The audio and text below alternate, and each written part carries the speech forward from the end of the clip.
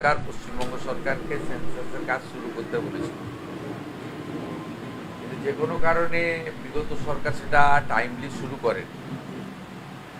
আমরা আসার পরে, দায়িত্ব নেওয়ার পরে প্রথম যে কটা গুরুত্বপূর্ণ সিদ্ধান্ত নিয়েছি তার মধ্যে এই জনগণনার কাজটাকে অগ্রাধিকার দিয়েছি এবং ভারত সরকারের সেন্সাস অথরিটির রিপ্রেজেন্টেটিভ ওখানে আছেন। ওনাদের সেন্সাস কমিশনার, সেন্সাস ডাইরেক্টর এসেছেন, ট্রেনিং হয়েছে, ডিস্ট্রিক্ট ম্যাজিস্ট্রেটদের সঙ্গেও আমাদের হয়েছে। হওয়ার পরে আমরা ওই দিনই আপনাদের মিডিয়া ইভেন্টে আমরা দুটো প্রোগ্রাম থ্রো করেছিলাম। একটা হচ্ছে 1 তারিখ থেকে 15 তারিখ আপনার যেটা আপনার সেলফ এনুমেরেশন, স্বঘোষণা, এটা করা। তারপরে 16ই আগস্ট থেকে 14ই সেপ্টেম্বর পর্যন্ত ইন্ডিভিজুয়াল যে জনগণনা, হাউস টু হাউস, এই দুটো প্রোগ্রাম আজকে লঞ্চ হলো এবং সেন্সাস অথরিটি যারা আছেন এখানকার, তারা গভর্নরকে, আমাকে এবং যারা কনস্টিটিউশনাল ফাংশনারিজ আছে তাদেরকে অ্যাপ্রোচ করেছিলেন যাতে আমরা একটা ইভেন্ট করে, ছোট্ট ইভেন্ট করে এটাকে করি, যাতে পাবলিকের মধ্যে, জনগণের মধ্যে এটা একটা মেসেজ যায়। তা অনারেবল গভর্নর সাহেব সম্ভবত দিল্লিতে আছেন, ওখানে রেসিডেন্ট কমিশনার ওনাকে করাচ্ছেন। আর এখানে টেম্পোরারি সিএম হাউস যেটা হয়েছে, ওল্ড ইরিগেশন বাংলো, এখান থেকে আমি আমাদের সেন্সাস অথরিটি অফ ইন্ডিয়ার এই বেঙ্গলের যারা অফিসার আছেন তারা এবং স্টেট গভর্নমেন্টের under the leadership of the home secretary Shrimati Sanghamitra Ghosh এবং সাউথ 24 পরগনা, তার district magistrate, she is the census director এই জেলার, তার উপস্থিতিতে এখানে নীতিনজি আছেন, তাদের সকলের উপস্থিতিতে আমি এটা করলাম। এবারে সেন্সাসের দুটো জিনিস, একটা হচ্ছে সেলফ এনুমারেশন, আরেকটা হচ্ছে ডিজিটাল। এটা বিগত আদমশুমারিতে হয়নি, এটা 16তম আদমশুমারি। যাদের নাম এখনো পর্যন্ত এই নির্বাচন কমিশনের যারা লিস্টে আছে, যারা এখনো চূড়ান্ত হয়নি, যে প্রায় 25-30, তারা কি এই সেন্সাসের মধ্যে আসতে পারবে? এটাও গাইডলাইন ক্লিয়ার আছে, আন্ডার কনসিডারেশন আছে, কিন্তু আপনাদের মনে হয় প্রথমত এএসডি তো আপনারা জানেন, তাদের তো প্রায় 60 লাখের কাছাকাছি যারা মৃত বা ইত্যাদি, তারা কোনো ক্লেম করেনি। সেকেন্ড হচ্ছে অ্যাডজুডিকেট যারা হয়েছিল তাদের মধ্যে কিছু নাম অল্প স্বল্প ভোটের আগে উঠেছে সুপ্রিম কোর্টের ডাইরেকশন অনুযায়ী। ফাইনালি যে 27 লক্ষ অ্যাডজুডিকেট ছিল তাদেরকে ট্রাইব্যুনাল করে দিয়েছিল সুপ্রিম কোর্টের নির্দেশে, হাইকোর্ট থেকে। সেই ট্রাইব্যুনালে, সোফার মাই নলেজ, একদম রেডি ডাটা আমার হাতে নেই, তো আমি যেহেতু অ্যাডমিনিস্ট্রেটিভ চিফ আমাকে সব খবর রাখতে হয়, তা 7 লক্ষ আপিল করেছে, 20 লক্ষ নট রেসপন্ডেড। তাদের ক্ষেত্রে কি ব্যাপার আছে আমি বলতে পারবো না, এটা দেখতে হবে। তারা নিজেরাই ভোটার হিসেবে দাবি করেনি, এবারে নাগরিক হিসেবে দাবি করবে কিনা সেটা তো যখন আমাদের এই সেলফ এনুমেরেশন অথবা হাউস টু হাউস যখন আমাদের লোকেরা যাবে, এটা যখন ফিরে আসবে তখন আমরা অ্যাসেস করে বলতে পারব। এখনই এটা নিয়ে আমার মনে হয় কোনো কনক্লুশনে না আসাই ঠিক হবে। গ্রামে থাকেন, একদম সুন্দরবনের প্রান্তিক মানুষ যারা এই সমাধান করতে পারছেন না, তাদের বাড়িতে লোক যাবে, এটা আসলে আমাদের যাবে বিপুল সংখ্যক সরকারি কর্মচারী, আধা সরকারি কর্মচারী, ভলেন্টিয়ার, দে আর অলরেডি ট্রেন্ড এবং তারা শপথ নিয়েছে। তারা এই কনস্টিটিউশনাল যে রেসপন্সিবিলিটি, আদমশুমারি একটা সাংবিধানিক দায়িত্বের মধ্যে পড়ে, দায়িত্ব আমি যেমন পালন করছি, একেবারে নিচে বাড়ি বাড়ি যিনি যাবেন তিনিও সেই দায়িত্ব পালন করবেন, উনি করিয়ে নিয়ে আসবেন, অসুবিধা হবে না।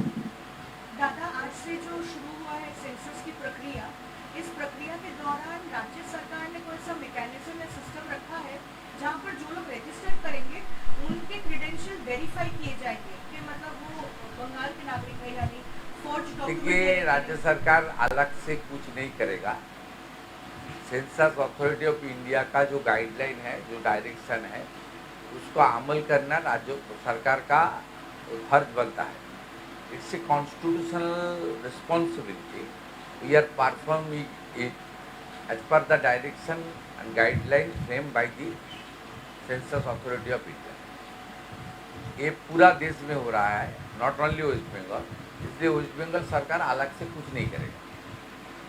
আর একটা সেটা হচ্ছে আপনি বলার সময় বলছিলেন যে উন্নয়নের সঙ্গে এটা একটা যুক্ত, মানে এই সেন্সাসের সাথে উন্নয়নের সম্পর্কটা কোথায়, মানে কিভাবে, মানে এই যে ভাগ হওয়া। আপনি নাগরিক হলেই তো উন্নয়নের সুযোগ পাবেন।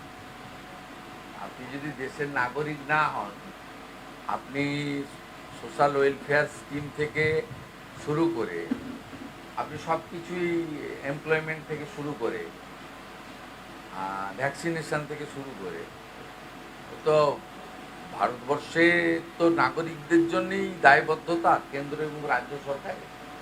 তাই একটা পরিচ্ছন্ন আদমশুমারি অর্থাৎ নাগরিক তালিকা এলে সরকারেরও পক্ষে কার জন্য কী বিষয় দরকার সেটা পেয়ে যাবে। এবারের ফর্মে আপনি দেখবেন ইন ডিটেলস রয়েছে, যেটা আগের আদমশুমারিগুলোতে অতটা ডিটেলস ছিল না। এবং ফেব্রুয়ারি মাসে ফাইনালি এই ডাটাটা এসে গেলে আমাদের এই বিভিন্ন স্কিমে যে ফর্ম ফিল আপ করাতে হচ্ছে, বা বিভিন্ন জাতিগত শংসাপত্র দেওয়া, বা বিভিন্ন জাতিগত যে সমস্ত বেনিফিটগুলো ভারত সরকার বা রাজ্য সরকারের আছে, সেগুলোর জন্য আলাদা করে লোককে আর লাইনে দাঁড়াতে হবে না।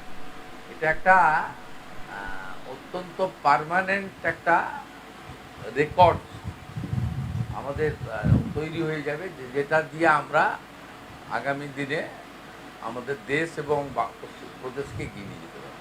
পশ্চিমবঙ্গ তো অনেকগুলো দেশেরও সীমান্ত এলাকা, এবং মালদা মুর্শিদাবাদ একাধিক জায়গায় দেখা গিয়েছে যে ম্যাপ, সেখানকার ম্যাপ পরিবর্তন হয়ে গেছে। আপনি বলছিলেন যে প্রথম সরকার ঠিক সময় মতো শুরু করেনি, এটা কত করে? না, এর সঙ্গে ডেমোগ্রাফি চেঞ্জের কোনো সম্পর্ক নেই, ভারতীয় অভারতীয় সম্পর্ক রয়েছে। আপনি যেটা ইঙ্গিত করছেন অনুপ্রবেশকারীদের নিয়ে, এক্ষেত্রে ভারত সরকারের স্ট্যান্ড খুব ক্লিয়ার, এবং যেটা মুখ্যমন্ত্রীরও স্ট্যান্ড খুব ক্লিয়ার। সেটা হচ্ছে দু ধরনের লোক পার্শ্ববর্তী দেশ অর্থাৎ বাংলাদেশ থেকে এখানে এসেছে। একটা অবৈধ অনুপ্রবেশকারী, তারা এই দেশে বা এই রাজ্যে থাকবেন না, প্রক্রিয়ার মধ্য দিয়ে ফেরানো হচ্ছে, সংখ্যাটা কম। আগামী দিনে চিহ্নিত করে তাদেরকে ফেরত পাঠানো হবে সতর্কতার সঙ্গে এবং যাচাই বাছাই করে, যাতে বীরভূমে যে একটি ত্রুটি ঘটেছিল আগের সরকারের সময়ে, পরে দেখবেন ভারতীয় তাকে পাঠিয়ে দেওয়া হয়েছিল বাংলাদেশ। আমাদেরও লক্ষ্য রাখতে হবে যাতে একজনও ভারতীয় যাতে এটার অসুবিধায় না পড়ে। আবার যারা অনুপ্রবেশকারী তাদেরকে যেতে হবে, তারা এখানে থাকবে না, তাদেরকে আমরা খাওয়াতে পারবো না, তাদের রাখতে পারবো না, পরিষ্কার কথা। কিন্তু এখানে দু রকমের বিষয় রয়েছে, এক দল হচ্ছে অনুপ্রবেশকারী, আরেক দল হচ্ছে শরণার্থী। এবং সিটিজেনশিপ অ্যামেন্ডমেন্ট অ্যাক্টের আওতায় যে সমস্ত আমাদের কমিউনিটিগুলোর কথা বলা আছে, হিন্দু, শিখ, খ্রিস্টান, জৈন, পার্সি, বুদ্ধিস্ট, তারা কিন্তু অবৈধ অনুপ্রবেশকারীর পর্যায়ে পড়ে না, তারা শরণার্থীর পর্যায়ে পড়ে। এক্ষেত্রে ভারত সরকারের 2019-এর যে আইন, 2024-এর যে রুল, তাতে খুব পরিষ্কার বলা আছে যে সিটিজেনশিপ অ্যামেন্ডমেন্টের আওতায় এরা শরণার্থী। 1 সেপ্টেম্বর 2025 ভারত সরকার আরেকটি নোটিফিকেশান বের করে, যাতে বলেছে 31/12/2024-এর মধ্যে যারা প্রাণের জন্য বা ধর্ম বাঁচানোর জন্য বাংলাদেশ থেকে এই দেশে এসেছে বা এই রাজ্যে এসেছে, তাদের বিরুদ্ধে কোনো মামলা হবে না, তাদেরকে পুলিশ হয়রানি করতে পারবে না। এই সংক্রান্ত আরেকটি গুরুত্বপূর্ণ উদ্যোগ, বিকেল 3:30টায় কনভেনশন সেন্টারে সিএ সার্টিফিকেট প্রদান অনুষ্ঠানে আপনারা দেখতে পাবেন। Thank you. Thank you.